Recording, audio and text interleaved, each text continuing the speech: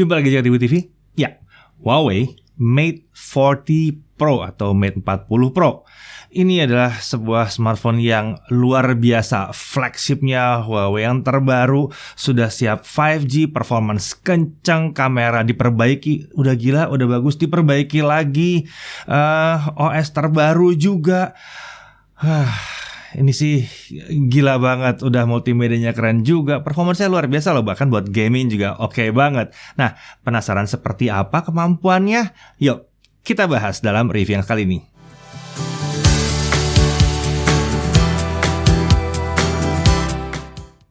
Oke, Huawei Mate 40 Pro ya, tagline-nya Leap Further Ahead. Ini adalah penerusnya Mate 30 Pro dan tentunya Mate 20 Pro. Ya, kita langsung aja lihat isi boxnya ada apa aja. Tentu ada unitnya, ada screen protector yang udah kepasang, ada charger 66 watt Huawei Supercharge di situ, ada kabel USB-C dengan aksen orange di bagian portnya ya, orange gitu di portnya ya. Ada clear case di situ, ada dokumen SIM ejector, earphone Type C. Sayangnya nggak ada adapter Type C ke 3,5 mm audio jack. Sayangnya nggak ada. Oke, kita langsung masuk ke desainnya aja ya. Desainnya ini inovatif sih, keren banget sih sebetulnya ya. Kalau saya pakai ini, udah pasti orang pada bilang itu Mate 40 Pro. Udah pasti. Ini ikonik. Jadi nggak yang pakai handphone, itu apa ya? Itu mirip ini, itu nggak. Ini begini. Wah, kecuali kalau kalian mau bilang ini mirip iPod, tapi tua banget berarti kalian ya. Udah lama banget iPod nggak pakai bentuk seperti ini. Ya, oke. Untuk back cover ini, menurut Huawei ini adalah kaca. Dan udah berapa tahun ini memang Huawei tidak mendiskus apa sih sebetulnya kacanya ini. Tapi ini yang jelas anti gores dan anti pecah ya. Ada punya retensi terhadap pecah. Jadi mirip seperti Gorilla Glass. Tapi memang kalau tidak dibeli ke Corning, namanya bukan Gorilla Glass. Ya, sadarkan kalian bahwa Gorilla Glass itu brand.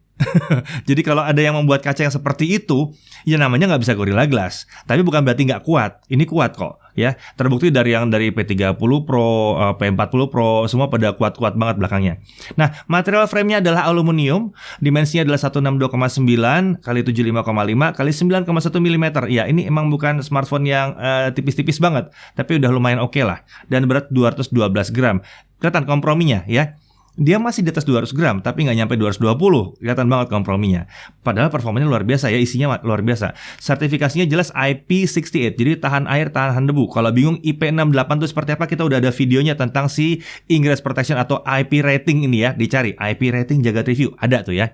Nah, kemudian kita masuk ke sisi-sisinya. Di sisi kanan kita ada tombol merah, ya ini tombol power. Kemudian ada tombol volume up and down. Dan ada strip antena. Ini tipis banget strip antenanya, hampir nggak kelihatan gitu ya. Kemudian sisi atas ada mikrofon, ada infrared blaster. Yes, dia juga punya infrared, juga bisa jadi remote ya. Lalu ada speaker bagian atas. Ya, ini stereo memang. Dan kanan kiri ada striping antena juga. Di sisi kiri ada satu strap antena kecil. Dilihat dari jauh sih kayak kosong ya, tapi ada strap antena sebetulnya di situ. Lalu di sisi bawah ada SIM tray slot. Ini adalah dual SIM atau single SIM plus NM cardnya Huawei ya. Nah, smartphone ini juga sudah support eSIM. Jadi kalian bisa tuh ya pasang eSIM di sini. Nggak cuma kartu fisik doang. Lalu ada port USB Type C, ada speaker utama di bagian bawah, ini stereo juga, dan ada dua stripe antena juga. Lalu beralih ke sisi belakang, kita bisa melihat di sini, ya ini yang paling keren ini ya, ada triple kamera dengan LED flash di sini. Nah, kamera-kameranya terdiri dari kamera wide 50 megapiksel, bukannya f1.9 klasik, ini sama dengan P40 Pro ya, pakai RYYB sensor, laser autofocus juga di situ, luar biasa ya. Ada laser autofocus juga, omnidirectional PDAF, sensornya ini sensor besar, 1/1,28 inci, dan katanya memang tidak ada OIS, tidak ada optical image stabilizer, tapi memang Huawei selalu pakai yang namanya AI stabilizer ya. Coba kita lihat hasilnya seperti apa, apakah oke atau enggak. Kemampuan video recording sampai dengan 4K 60 fps. Ya, bukan 8K. Kalian pakai 8K? 4K 60 udah tinggi sih sebetulnya ya. Saya nggak terlalu banyak komplain juga di sini. Kemudian kamera ultra wide cine kameranya ya. Ini yang buat kamera videonya. Nah, ini kameranya sekarang agak beda. Dia di 20 megapiksel. Ada yang menarik, 20 megapiksel dengan sensor yang ukurannya juga besar, itu berarti mereka berusaha untuk memperbaiki kualitas per piksel ketimbang nambahin piksel terlalu banyak. Ya, jadi secara ukuran ini turun, secara resolusi ini turun, tapi secara kualitas ini meningkat. Lucu ya, resolusi bukan sama dengan kualitas. Ya, ini bukannya f1.8, PDAF juga. Lensa ini adalah lensa 18 mm, katanya ultrawide 100 derajat lebih. Tapi Huawei nggak nyebut persis berapa derajat, cuma bilang 100 plus aja ya. Emang bukan yang paling lebar, tapi Huawei menggunakan freeform lens yang katanya ini solusi hardware untuk meminimalisir distorsi. Dan ini adalah sensor bukan sensor 4:3 seperti sensor utama, tapi ini sensor 3:2. Jadi memang sensornya agak melebar. Jadi mendekati resolusi sinematik. Ya, mendekati resolusi sinematik. Video recordingnya sama, bisa 4K 60 juga. Lalu ada telefoto 12 megapiksel. Ini 5 kali optical zoom dengan f3.4 dan ini udah pakai OIS atau Optical Image Stabilizer. Untuk yang satu ini video recordingnya mencapai 4K 30 fps. Lalu kita lihat ada laser sensor. Ini sekilas kelihatan kayak ada 4 kamera, tapi komponen keempat itu sebetulnya sensor, itu laser sensornya untuk membantu fokus. Oke, di sisi layar kita lihat ada kamera selfie yang lucu nih ya, yang melebar nih ya, ada 2 biji nih sana. Ternyata cuma satu sih kameranya. Ini adalah kamera selfie Ultra Vision Selfie Camera, 13 megapiksel aja ya, bukannya f2.4, dan ini adalah satu kamera sebetulnya ya, karena yang satunya lagi itu adalah kamera TOF atau time of flight ya, untuk kamera efek 3D-nya ya, buat mereka depth sensing ya. Nah, kamera utamanya ini 18 mm ultrawide 100 derajat. Umumnya selfie di kamera smartphone lain itu sekitar 80 derajat. Jadi ini lebar banget selfie-nya. Nanti kita lihat di pengujiannya ya. Dan ini punya cinematic light ratio juga di 3:2. Nah, sensor TOF 3D ini juga digunakan untuk face unlock, dan face unlock-nya jadi aman karena pakai TOF 3D ya. Dan hebatnya lagi, dia berfungsi bahkan dalam kondisi gelap sekalipun. Di sisi layar seperti biasa juga ada in-display fingerprint yang terkenal responsif. Nah, buat kalian yang suka gemes melihat Android katanya bezel atas bawah nggak pernah bisa sama, yang ini simetris kalau dilihat dari depan. Ya, Chris happy banget kayaknya pas ngetesnya. Oke, kita lanjut ke spesifikasi layar. Ini adalah layar ukuran 6,76 inci. Layarnya melengkung ya di pinggir ya, di samping. Ini agak beda dengan P40 Pro yang melengkung di 4 sisi, dia melengkung hanya di 2 sisi aja. Which is nggak ada masalah juga sih. Huawei menyebutnya 88 degrees horizon display. Ya, resolusinya aneh sih sebetulnya. 2772 kali 1344 pixel. Ini adalah panel OLED dengan refresh rate 90 Hz dengan touch sampling rate di 240 Hz. Ya, jadi brightness-nya Huawei juga nggak nyebutin maksimum berapa nits, tapi yang jelas ini terang banget di maksimum brightness, ini terang banget. Dan lagi-lagi Huawei nggak nyebut proteksinya apa, tapi lagi-lagi dari yang kami tahu dia menggunakan gelas yang ada semacam proteksinya di situ, cuman memang tidak dibeli dari Corning. Jadi namanya bukan Gorilla Glass, ya. Ada, cuma bukan dari Corning. Oke, untuk spek internal ini banyak banget yang nanyain. Ini SoC-nya adalah Kirin 9000 5 nanometer FinFET EUV. Konfigurasinya 1+3+4 ya. Satu Cortex A77 ini ya, jalan di 3,13 GHz. 3,13 GHz, tinggi banget sih ini. 3 Cortex A77 jalan di 2,54 GHz dan ada 4 Cortex A55 jalan di 2,05 GHz. Ya, lalu GPU-nya adalah Mali G78MP24. 24. Untuk RAM yang versi yang kita tes ini RAM 8GB dengan storage 256GB. Dan kami nggak lihat ada varian yang lain sih, kayaknya cuma satu ini doang ya untuk yang versi Mate 40 Pro. Baterai nggak gede-gede amat di 4400 mAh, sepertinya cukup atau nggak cukup, kita lihat nanti ya. Kemudian untuk charging dengan kabel dia menggunakan Huawei Fast Charge 66W, dan charging wireless charging dia juga bisa fast wireless charging 50W. Sayangnya kita nggak bisa tes ya karena chargernya dijual terpisah. Dan dia bisa melakukan reverse wireless charging juga otomatis kalau mau nge-charge TWS atau apa ya di 5W. Nah, untuk OS dia sudah pakai EMUI 11, masih Android 10 ya. Fitur-fitur menariknya ada banyak, ada Smart Gesture Control gitu ya. Sebuah fitur di mana kita bisa navigasi tanpa nyentuh layar, ada 3D sensor di kamera selfie kan ya. Nah, itu untuk baca gesture tangan kita. Jadi kita bisa ngelakuin misalnya nge-scroll ke atas gitu ya. Kita bisa scroll ke bawah, caranya kurang lebih seperti ini ya. Kita bisa swipe kiri gitu juga, cara kurang lebih seperti ini kalau swipe ke kiri ya. Lalu swipe ke kanan seperti ini bisa juga ya. ya. Lalu bisa screenshot dengan gesture tangannya di kepal. Jadi kalau lihat, wah saya suka yang ini, saya screenshot di kepal aja tangannya. Fitur kayak gini berguna di situasi misalnya lagi masak gitu ya, atau lagi baca tutorial di website sambil tangannya kotor, atau sambil lagi makan. Orang Indonesia makan pakai tangan, ya sama di China sana juga pada sering banyak yang makan pakai tangan juga gitu. Nah sambil makan tangannya kotor, tapi mau ngapain ya? Misalnya mau ada yang mau ditonton gitu ya, atau mau baca-baca gitu ya, tinggal pakai gesture ini aja. Sangat-sangat memudahkan sekali memang, ngerti banget lah pokoknya. Lalu ada lagi fitur namanya Eyes on Display. Ini adalah pengembangan dari fitur Always on Display atau AOD. Biasa fitur ini membuat sebagian layar nyala terus. Walaupun ini AMOLED, fitur ini pasti makan ekstra daya. Jadi dengan Eyes on Display, si Mate 40 Pro ini menggunakan 3D sensornya untuk mendeteksi apakah mata kita sedang lihat smartphone atau enggak. Jadi kalau mata kita tidak melihat ke smartphone, Always on Display-nya mati. Ya nggak dilihat buat apa juga gitu kan. Tapi kalau ada mata yang lihat ke arah smartphone, si Always on Display-nya akan otomatis nyala. Ya, harusnya ini akan membuat dia jadi lebih irit lagi ketimbang hanya pakai Always on Display walaupun layarnya OLED. Nah untuk sensor-sensor lengkap ada accelerometer, light, proximity, orientation, ada gyro sensor, magnetic sensor. Ya udahlah ya, ini kelas premium yang jelas. Untuk konektivitas ini sudah jelas 5G ready karena modemnya Balong 5000 ini sudah built-in di dalam SoC. Jadi ya mau dibilang ini sekarang nggak hidup ya 5G-nya, ini dengan mudah ganti firmware aja. Kalau nanti misalnya Indonesia udah ada 5G, harusnya dia langsung bisa berubah jadi ada 5G. Untuk Wi-Fi dia sudah pakai Wi-Fi 6, Bluetooth dia sudah 5.2. Bukan 5.1, 5.2. Ini Huawei banget dah ya. Lalu infrared blaster ada di situ, ada NFC tentunya. Dia bisa display output, jelas dia pasti bisa display output. Jadi colok ke sini bisa nyambung ke layar yang lebih besar. Dia bisa nge-share Wi-Fi-nya juga ya. Jadi bisa connect ke router Wi-Fi, lalu nge-share Wi-Fi-nya lagi. Jadi kayak repeater gitu. Itu bisa juga. Ya jadi lengkap banget kalau soal konektivitas. Ini sih gila memang kalau konektivitasnya lengkap ya. Nah oke, kita langsung aja masuk ke pengujian performance gimana. Ini catatan ya, Huawei itu punya yang namanya performance mode. Nah kita mau kasih lihat apa artinya performance mode dan yang performance mode-nya off. Kalau di MediaTek kan kita nggak tahu ya, pas benchmark dia naik aja performance-nya ya. Kalau di Huawei ini ada switch-nya.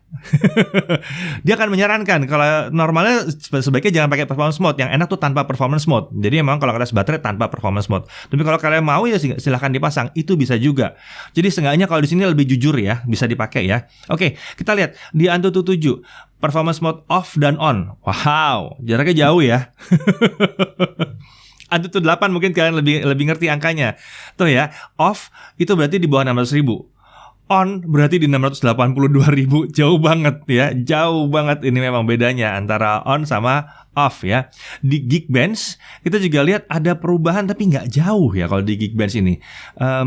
Iya nggak terlalu jauh di Geekbench. Coba ya kalian bisa lihat sendiri perubahannya, nggak gitu jauh ya. Nah kalau 3D Mark gimana? Lagi-lagi kita lihat perubahannya lumayan jauh, 7.400 jadi 11.600-an. Wow, GFX Bench gimana?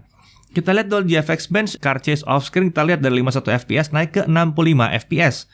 Ada peningkatan ya. Lalu untuk konsistensi gimana? Kalau performance mode-nya di off, memang dia lebih dingin. Antara on sama off, ya jelas on lebih panas. Tapi ada yang menarik, CPU throttling test itu menunjukkan bahwa performance mode off ini, si smartphone dengan mudah ngasih throttling. Jadi nurunin performance itu dengan mudah. Udah nggak usah tinggi-tinggi, hemat-hemat gitu ya. Begitu performance modenya on, wah digas nih CPU-nya ya. Hasilnya 88%. Bisa kelihatan dari gambar ini bahwa memang beda banget. Itu yang kayak sisir itu pada saat Huawei, ini khasnya Huawei ya, saat sedang menahan performa supaya suhunya nggak terlalu panas. Sementara di sebelah kanan ini ya, ini mode yang ngegaspol aja, udah kayak begitu ya, nggak ada kayak sisir-sisir turun gitu, nggak ada. Jadi kelihatan dari benchmark kita bahwa performance mode-nya berdampak pada sistem secara keseluruhan, tapi peningkatan paling besar itu kelihatannya di GPU. CPU itu ada peningkatan, tapi tidak segila di GPU. Jadi untuk gaming mungkin baiknya pakai performance mode karena bisa dihidupin di gaming juga ya. Tapi saran kami adalah pakai cooler ekstra karena suhunya lumayan tinggi ya, dan mekanisme throttling-nya si Huawei ini emang luar biasa juga sih. Kita lihat langsung aja deh dengan game ya. Kita coba pakai PUBG Mobile. Default max-nya tuh ada dua, ada smooth 90 fps atau HDR Ultra 40 fps ya di situ ya tentunya ya. Di SoC sebelah kita bisa lebih tinggi settingnya, bisa sampai Ultra HD bahkan ya. Tapi nggak apa ya. Sepertinya emang sangat baru juga si SoC ini ya. Jadi saat kita pilih Ultra HD by default emang belum bisa. Kita coba paksa unlock aja Ultra HD plus 90 fps. Dengan mode klasik durasi sekitar 25-30 menit sampai selesai match. Kita lihat hasilnya kurang lebih seperti ini. Ini hasilnya kalau performance modenya di off ya, jadi normal aja. 5 menit pertama kita dapat 70 sampai 90 fps ya, dan nggak terlalu stabil. Kemudian kita nggak mulai anget, dia mulai nyangkut turun dan mulai drop. Terus dia mulai drop ya. Ketika setelah drop dia mulai adem lagi, dia naik lagi ya. Kelihatan ada jurangnya sedikit, ada satu jurang gitu ya. Nah, kemudian kalau kita pakai performance mode di on, 5 menit pertama dapat 88 sampai 90 fps. Ini lebih tinggi, tapi kayaknya berat. Jadi terus tiba-tiba mulai muncul throttling khas Huawei yang turun, naik, turun, naik, turun, naik, turun, naik ya. Kelihatan lagi, terjadi lagi di sini ya. Saat udah panas sistem turun performanya ke 40 fps, adem ke 80-90 lagi, berulang-ulang terus kayak begitu. Nah, lalu gimana solusinya? Sepertinya solusi paling benernya adalah pakai cooler ekstra dan main di tempat yang dingin. Kita coba ya, hasilnya begini. Hasilnya begini, stabil, dingin kan dia, dan dia jadi stabil. Sebenarnya ini smartphone gaming kali ya. Jadi kalau di performance mode dia jadi bisa buat gaming, tapi ya sama dengan smartphone gaming, kalian butuh cooler yang benar-benar bagus. Oh ya, by the way, untuk PUBG gyronya aman dan mulus banget. Nah, untuk pengujian selanjutnya kita pakai performance mode aja ya, karena gaming ya. Honkai Impact 3, setting nomor 4, rata kanan. Sejauh ini kita tes emang cuma WP40 Pro dan Mate 40 Pro yang FPS-nya langsung kebuka di 90 untuk game yang ini. By default di smartphone pada umumnya tuh mentoknya di 60 aja. Smartphone gaming pun butuh trik dulu baru bisa nyampe 90. Nah, ini kita bisa lihat di scene ringan dia bisa 50 sampai 72 FPS. Ini nice banget. Scene berat untuk stage open world 40 sampai 55 FPS. Di sini kita bisa bilang hasilnya optimal banget ya. Karena bagian beratnya tuh hanya di battle memang yang biasa cuma makan waktu sekitar 2 sampai 5 menit. Saat kembali masuk ke menu dia udah nggak berat lagi, udah enteng lagi. Tapi untuk tipe game yang butuh gameplay lama mungkin akan beda cerita. Lalu kita lihat Genshin Impact setting highest, semua efek dipentokin ke kanan gitu ya. Kita dapat 45 sampai 60 fps di menit-menit awal. Waktu udah panas dia nyangkut di 40 fps. Saat udah adem dia baru balik lagi ke 50-an fps. Dan proses ini berulang-ulang terus. Jadi mungkin baiknya kalian pakai cooler ya, biar ini bisa lebih stabil aja, jadi lebih enak mainnya. Nge-gripnya juga lebih gampang. Sebagai catatan, karena ini nggak punya GMS, jadi kalau game-game itu terikat dengan Play Store ya, akan sedikit bermasalah tentunya. Jadi kalau kalian emang gamer e-sport dan gamenya terikat dengan Play Store banget, nggak bisa dimainkan tanpa Play Store, ya mungkin ini masih kurang pas ya. Oke, lanjut kita tes baterainya. Dengan video playback, setting refresh rate di dynamic. Kita set di dynamic ya, bukan di 60 ya. Ini defaultnya emang begini, kalian beli langsung di dynamic. Dan kita dapat 18 jam 48 menit, jadi sekitar hampir 19 jam. Ini adalah hasil tes yang standar untuk baterai 4000-an mAh dengan performa tinggi ini. Rata-rata emang kurang lebih seperti itu ya dapatnya ya, 18 jam sampai 20 jam. Jadi 18 jam 48 menit, hampir 19 jam, ini oke banget. Yang menarik adalah chargingnya. Dengan kabel dan charging bawaan, dia ngecas dari 0 sampai full hanya 48 menit. Ya, super cepat memang ya untuk charger tipe yang satu ini. Oke, sekarang kita lanjut ke pengujian kamera dan kita jalan-jalan ke kebun dulu ya sebentar. Yuk, pindah kebun ya. Oke, ini adalah kamera selfie-nya si Mate 40 Pro. Mohon maaf kalau rame. Soalnya kita masih buru-buru bikin videonya, jadi ya saya nggak bisa nungguin kapan waktunya yang tepat untuk tidak berisik atau tidak hujan. Ini lagi hujan sekarang, rintik-rintik, tapi kita pakai juga buat bikin videonya. 1080p 30 fps kamera selfie, setting 0,8 kali katanya ya. Jadi ada 3 setting buat kamera selfie-nya ini. Ingat, saya nggak pakai mikrofon juga tambahan, jadi ini juga langsung dari si Mate 40 Pro-nya sendiri. Nah, kita bisa ganti ya, jadi lebih lebar. Nah, bisa jadi wide di sini kata namanya. Tanpa saya harus matiin perekamannya. Kita balik lagi ke 0,8 ya. Kemudian kalau mau tight crop bisa juga langsung begini. Saya cuma tinggal mencet doang gitu di layar. Bisa. Ini sangat menarik sekali. Nah, sekarang bagaimana stabilisasinya? Kita balik lagi ke 0,8 yang normalnya adalah seperti ini dan kita coba stabilisasinya ya. Oke, jadi saya hanya pegang pakai tangan. Stabilisasi ini 0,8 selfie kurang lebih begini. Seperti biasa kita akan coba lihat stabil atau tidak ya. Terus kita lihat kalau misalnya backlight gimana. Nah, kurang lebih seperti itu ya. Nah, ini langit putih dan mohon maaf kalau saya agak basah-basah dikit soalnya ini agak hujan, sekarang agak hujan rintik-rintik. Dan sekarang kita jalan lagi, coba lihat stabil atau tidak. Wah, luar biasa, ini di mata aja kelihatan stabil langsung udah ya, keren banget. Nah, sekarang saya ada di setting white-nya, selfie. Saya jalan lagi buat lihat gimana kestabilannya. Ya, bisa dilihat kurang lebih seperti ini. Ya, ini lebih lebar ya, jadi efeknya ya lebih lebar, kayak pakai GoPro gitu ya. Oke, sekarang pakai kamera belakangnya. Ini kamera wide-nya, kamera lebarnya ya. Karena defaultnya buat bikin video tuh di kamera lebar memang ya 0,7 kali katanya. Seperti apa ya kayak gini jadinya. Kualitas gambar kayak gini, ini kondisi pencahayaannya kurang begitu oke ya. Lagi agak gelap-gelap karena lagi hujan. Nah, kita juga bisa maksa pakai kamera yang normalnya atau yang 50 megapikselnya. Kita pakai untuk 1080p, tapi emang hasilnya mungkin agak sedikit beda ya. Sedikit lebih rapat gitu jadinya ya. Enak, emang kayaknya enakan pakai kamera yang wide-nya. Tapi kualitasnya tetap keren juga sih kualitasnya ya. Mantep. Ya, jadi kurang lebih kayak begini. Kalau saya pegang, ini saya pegang pakai tangan ya. Jadi biar lebih natural aja saya pegang pakai tangan. Ini pakai 0,7 kali ya untuk bikin video. Kemudian saya bisa pindahkan pelan-pelan, ngezoom in. Wow, ini sampai berapa kali nih tadi zoomnya? Sampai 15 kali. Mentoknya dia boleh kayak berapa sih? Sampai 15 kali mentoknya ya jadinya ya. Kalau ada 0,7 bisa detail begitu ya. Saya bisa mundurin pelan-pelan begini. Kalau tadi saya langsung tarik ya. Saya mundurin pelan-pelan. Balik lagi ke 0,7 wide. Oke, ini saya coba untuk bikin video pakai tele 5,5 kalinya ya. Katanya 5,5 kali ini. Pegang pakai tangan ya. Coba saya panning, saya coba geser gitu ya.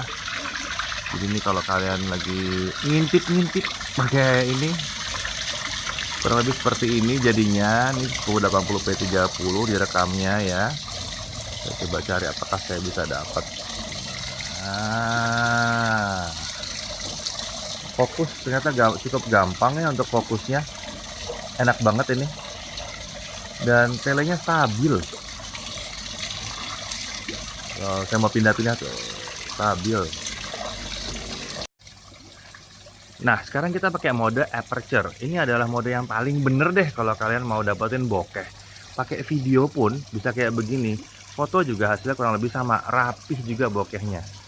Iya, ini bukan bokeh natural. Kalian bisa lihat sedikit-sedikit di sini agak lereng, tapi ini luar biasa, cepat sekali kompensasinya. Lihat ya, rapih loh ini. Padahal video loh. Luar biasa kan? Ya, kalau diperlukan kita juga bisa kayak begini. Kita ini namanya AI color ya. Tapi ya, belakang semua jadi hitam putih begitu. Tapi kok karena blurnya udah bagus, saya kok prefer yang blur pakai aperture ya. Tapi ini keren sih. Ya, ini pakai setting filter, ada juga background blur sama kayak aperture juga bisa. Agak bingung sama Huawei kenapa di mana-mana. Lagi-lagi kita bisa lihat di sini lumayan rapih ya, walaupun sedikit ini kan saya taruh tangan di sini mulai rusak tuh ya. Tapi kalau begini sih tuh lumayan rapih ya. Tuh, saya naik turunin. Lihat di bagian rambutnya juga. Lalu nah dapat ya. Lumayan rapih ya, walaupun ini ada sedikit yang keblur juga ya. Itu lumayan, ini udah oke banget ya. Nah, jadi kalian bisa pilih macam-macam cara untuk bikin backgroundnya jadi blur. Nah, kalau ini adalah steady shot. Steady shot ini settingannya cuma satu ya, 1080p 30 dan harusnya stabil banget. Tapi nggak tahu ya, bagaimana enaknya kita ngetesnya ya. Kayaknya saya harus agak lari-lari nih. Oke, saya pindahin ke bawah dan kita lari.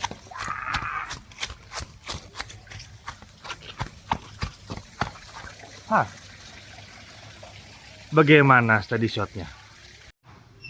Nah, ini pakai steady shot. Gimana kalau kita coba kalau lagi naik tangga, gimana ya? Ya, saya naik tangga. Kita pakai steady shotnya, apakah bisa stabil?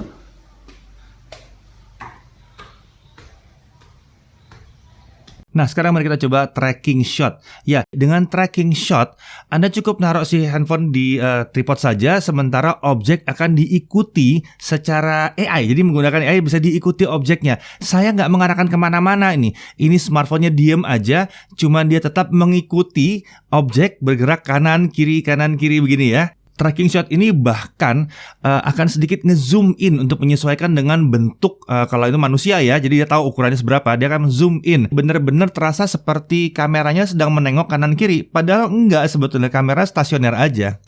Ya, jadi kekinian sekali, si Mate 40 Pro juga sudah punya dual view ini ya, jadi ini di shoot bersamaan. Ini kalau tangan saya di sini, yang di depan. Nah, gitu ya. Jadi ini barengan di shootnya, ini bukan hasil editan sama sekali ya. Ya, dual view ini bisa macam-macam bentuknya. Ini yang saya suka sebetulnya. Jadi saya bisa ngomong gini kan, ya lihat tanaman ini ya, ini warnanya hijau kemerah-merahan gitu. Nah, jadi bisa kayak buat vlogging gitu. Ini sangat menarik sekali. Karena kita jadi bisa kelihatan muka sambil apa yang mau ditunjukin juga bisa. Misalnya lagi nih lihat cabai ini ya. Ini cabai kalau dimakan ya pasti pedas. Namanya juga cabai gitu. Ya, kurang lebih begitu. Jadi dual view-nya ada. Bentuk lain dari dual view adalah ini, samping-sampingan, kanan kiri ya. Ini juga bisa. Selain tadi keluar kotak kecil yang kita bisa tentukan di sebelah mana kotaknya, sekarang kanan kiri juga bisa. Jadi tidak harus kotak kecil doang. Oke, dual view juga bisa untuk begini ya. Jadi sebelah kirinya ya, yang sebelah kiri itu tele 5 kali, sebenarnya sebelah kanan yang wide biasanya. Jadi kita bisa lihat lebarnya begini gitu ya, sementara telenya seperti di sebelah kiri. Ya, tapi tentunya lebih berguna yang tadi ya, yang ada muka saya sambil bisa ngasih lihat benda apa yang ada di depan kamera saya ya. Satu hal yang perlu diperhatikan bahwa pengujian kali ini kita dalam cuaca yang tidak begitu mengenakan ya, jadi agak biru-biru ya. Jadi jangan heran kalau white balance agak-agak lari-lari, wajar sih sebetulnya ya. Nah, oke, kurang lebih seperti itu pengujian di bawah sinar matahari, walaupun matahari juga agak kurang ya, dalam kondisi terang lah ya, pengujian dalam kondisi terang kurang lebih seperti itu. Nah, sekarang mari kita pindah ke dalam ruangan dan kita akan menguji kemampuannya di dalam ruangan dan juga dalam kondisi gelap. Ya, setelah nguji di luar, sekarang kita pindah lagi balik ke studio. Tapi saya masih tetap belum pakai mic dari eksternal, belum, masih pakai mic-nya si Mate 40 Pro. Dan ya, seperti saya tunjuk tadi, ya ini adalah si Mate 40 Pro. Jadi kita masih pakai kameranya Mate 40 Pro, masih pakai mic-nya Mate 40 Pro. Hanya pindah aja ke lighting studio yang bisa saya pakai. Nah, ini settingan selfie wide. Kemudian saya pindah ini yang 0,8. Ini harusnya detailnya lebih ada kalau di 0,8. Dan kalian juga bisa yang lebih rapat lagi. Nah, ini kurang lebih seperti ini kalau di dalam ruangan. Jadi kalian bisa lihat, kalau misalnya kalian memanfaatkan smartphone yang satu ini buat content creation, kayaknya masih lumayan oke ya. Iya, masih lumayan ini. Ya, detail-detail masih oke banget, tapi ya pastikan bahwa kalian punya lighting yang lumayan oke juga. Nggak terlalu mahal sih lighting studio zaman sekarang ya. Oke, saya mau eksperimen sedikit dalam ruangan, mungkin dengan video. Kita mau lihat dalam kondisi gelap dan kondisi terang untuk video di kamera belakangnya, di dua kameranya ya, kamera ultrawide dan kamera wide. Kita mau lihat bagaimana efeknya terhadap kalau misalnya kita redupkan pencahayaannya. Oke, ini sekarang contoh video dengan menggunakan kamera utama yang 50 megapiksel ya. Ini bukannya kamera ultra wide atau kamera wide-nya ya, kamera utamanya. Nah, ini kondisinya sekarang lightingnya sedang pakai lampu studio, satu lampu studio. Kalau saya matikan lampu studio, kalau sekarang ini sebelum saya matikan ya, bisa lihat bahwa detail di sini tuh lumayan oke. Detailnya lumayan terekam ya, dan teks di sini juga lumayan terekam walaupun kecil-kecil. Sementara di belakang juga ini busa saya masih kelihatan ada bintik-bintiknya, berarti detail cukup jelas. Sekarang saya matikan lampu, jadi kita buat dalam kondisi gelap. Jadi saya matikan lampu, hanya tersisa satu lampu yang agak jauh dari kita. Nah, jadinya seperti ini. Oke, kita bisa lihat bahwa yang berbulu di sini berubah menjadi kayak kartun ya. Kemudian di belakang juga tadi ada detail tuh hilang, semua detail cuma tinggal ada bentuk garis-garisnya doang. Ya, ini yang dengan kamera utamanya. Kalau kita bikin video pakai kamera kamera utama yang 50 megapiksel. Tapi di sini kayaknya detail teks masih lumayan oke ya. Oke, mari kita lihat kalau pakai kamera yang berikutnya gimana ya. Oke, sekarang kita pakai kamera wide-nya atau kamera yang dianjurkan untuk bikin video. Ini modenya auto. Bisa kita lihat jadi jarak agak lebih dekat karena kamera lebih lebar ya. Detail mirip kayak kamera utama, detail tinggi juga ya. Ini emang kamera andalan banget nih. Coba kita lihat kalau kita matikan lampu utamanya ya. Nah, lampu utama sudah dimatikan. Nah, ini cukup menarik ya. Dia berusaha menarik detail. Jadi kita lihat ada sedikit noise. Eee, Cuman ini kayaknya lebih natural daripada yang kamera utama. Karena ya ada noise sedikit emang itu wajar, tapi detail itu masih lumayan masih ada lah sedikit-sedikit ya di daerah-daerah sini nih. Oke, ini adalah mode Pro-nya si Mate 40 Pro. Lagi-lagi saya masih pakai mic-nya Mate 40 Pro dengan mode screen recording. Ini mode Pro-nya. Jadi kita bisa lihat di mode Pro ini dia ada settingan buat ini ya, pengukuran cahaya mau pilihnya seperti apa pattern-nya. Kemudian adalah ISO. ISO-nya bisa sampai dengan wow, blazing 409.000. 409.600 ISO-nya di sini ya. Kemudian untuk speed kita bisa sampai dengan 1/30. Lalu ini untuk pengaturan plus minus, ini lucu banget untuk plus minus bisa sampai plus 4 minus 4 ya. Lalu ini untuk autofocusnya kita bisa manual fokus bahkan. Lalu kita juga bisa pilih continuous atau single focus. Lalu ini adalah white balance ya. Oke, hal yang menarik pada saat kita masuk mode Pro ini adalah Pro untuk foto. Tapi lihat di sebelah kanan atas ada gambar kamera. Kalau kita pencet gambar kamera, ini adalah mode Pro untuk video. Ya, ini mode Pro untuk video. Iya, jadi kalian bisa milih video pakai wide atau pakai yang satu kali, kalian juga bisa gitu ya. Bisa lihat pakai wide agak beda cropnya ya di sini, tapi sudah biasanya kita pakai wide karena memang yang disarankan oleh Huawei adalah yang wide. Bisa dilihat ini berbeda dari yang sebelumnya. Ya, oke, ini pengukuran cahaya ada, ISO juga ada dan dia bisa ISO sampai dengan 6400 kalau di video. Shutter speed sampai serendah 1/30, tingginya sampai 1/4000. Nah, yang menarik adalah shutter speed. Sebelumnya shutter speed nggak bisa kita setel. Ini adalah permintaan sejak P30 Pro dan akhirnya di Mate 40 Pro ada juga kayaknya sih adanya di EMUI yang baru ini ya. Kemudian kita juga ada pilihan EV di sini bisa dipilih, terus autofocus atau manual fokus bisa dipilih juga. Dan white balance juga bisa dan bahkan ada custom white balance itu bisa dipilih juga di sini. Jadi lengkap banget mode manualnya memang. Oke, sekarang lampu masih menyala dan kita mau coba bikin foto seperti biasa. Kalau foto kondisi kayak begini ya satu lampu. Kalau lampu kencang ya pasti bisa lah ya. Kita matiin lampu utamanya dan berakhir dengan ini ruangan lumayan gelap ya. Cuma ada satu lampu di kejauhan banget.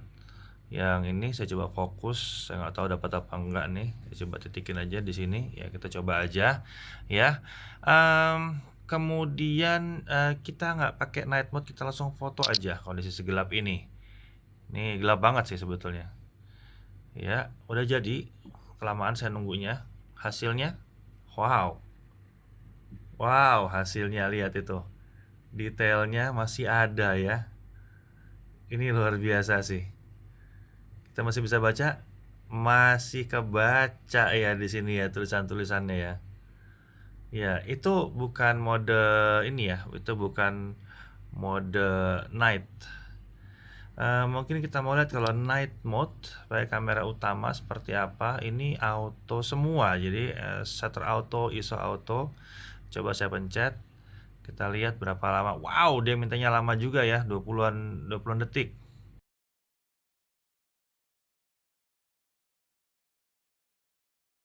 Nah, akhirnya selesai. Sebentar. Iya. Mari kita lihat hasilnya gimana. Hah. Lucu. Hasilnya 20 detik tapi ya gini-gini aja. Detailnya oke sih, tapi nggak jadi terang ya.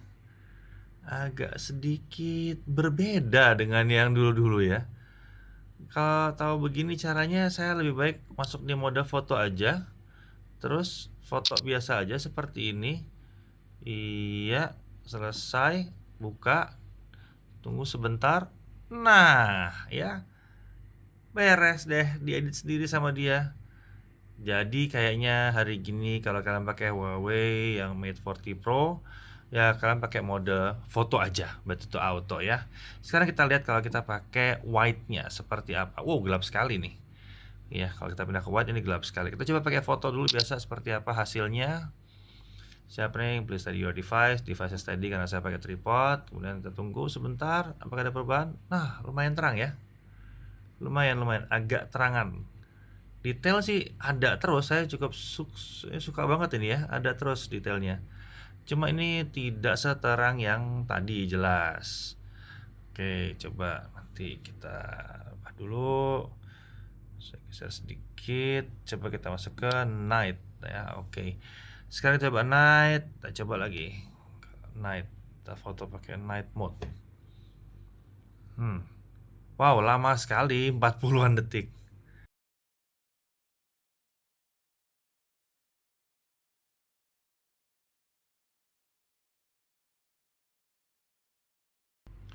Ya, akhirnya selesai juga, lama ini.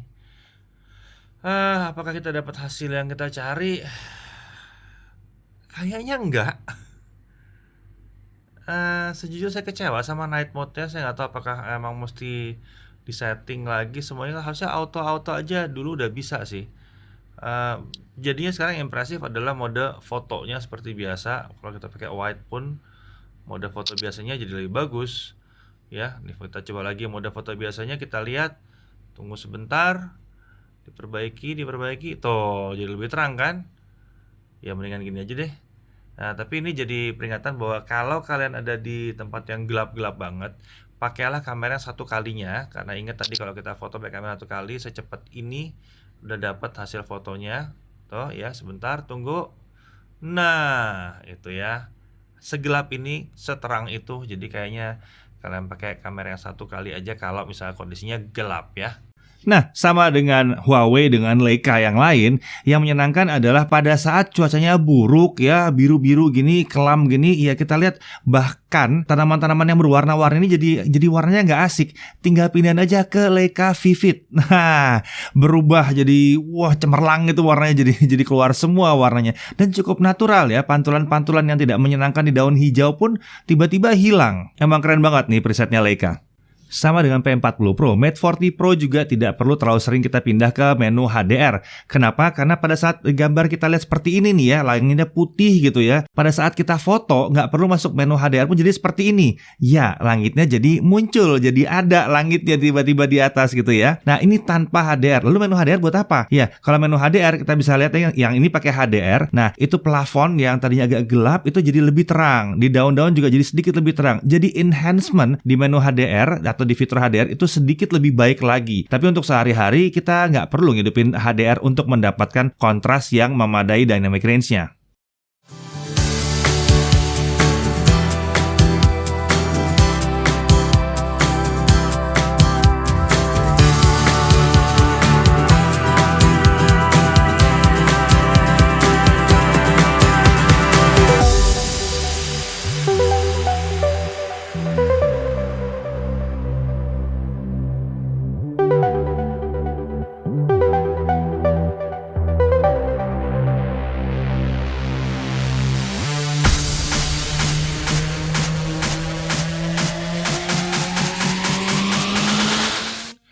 Oke, jadi kamera kurang lebih seperti itu. Kita balik lagi. Saya balik lagi pakai mikrofon dan balik ke kamera utama saya. Ya, ini udah dipegang lagi di tangan.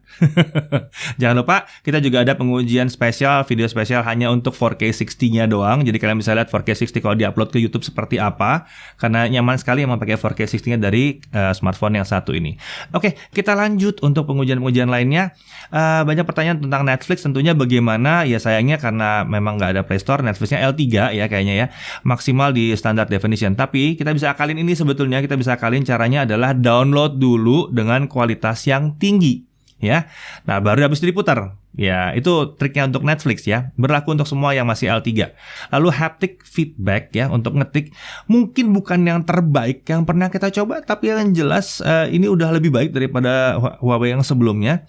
Dan 3 orang yang nguji ini sudah setuju bahwa ini enak ya. Kalau saya sih permisif, kalau saya sih rata-rata enak-enak aja gitu.